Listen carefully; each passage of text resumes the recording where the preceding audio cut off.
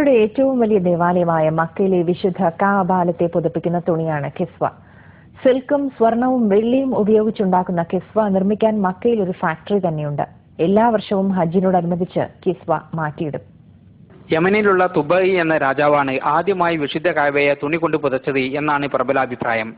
ലോകത്തിന്റെ വിവിധ ഭാഗങ്ങളിൽ നിന്നുമാണ് മുൻകാലങ്ങളിൽ കാബയെ പുതക്കാനുള്ള കിസ്വ എന്നറിയപ്പെടുന്ന തുണി കൊണ്ടുവന്നിരുന്നത്. പ്രവാചകൻ മുഹമ്മദ് നബിയുടെ കാലശേഷം വളരെ കാലം ഈജിപ്തിൽ നിന്നുള്ള തുണിയാണ് ഇതിനുവേണ്ടി ഉപയോഗിച്ചത്. 1926 മുതൽ അബ്ദുൽ അസീസ് രാജാവിന്റെ നിർദ്ദേശപ്രകാരം മക്കയിൽ തന്നെ കിസ്വ നിർമ്മിക്കാൻ ആരംഭിച്ചു. 1977 മക്കയിൽ ഈ കിസ്വ നിർമ്മാണ കേന്ദ്രം ആരംഭിച്ചത്. ഇവിടെ 200 ജോലിക്കാർ ഒരു വർഷമെടുത്താണ് ഒരു കിസ്വ നിർമ്മിക്കുന്നത്.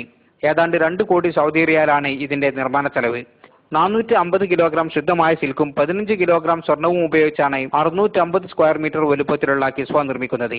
47 മീറ്റർ നീളത്തിലും 1 മീറ്റർ വീതിയിലുമായി വിശുദ്ധ ഖുർആനിലെ വചനങ്ങൾ അറബ് കാലിഗ്രാഫിയിൽ ഇതിൽ എഴുതിയിട്ടുണ്ട്.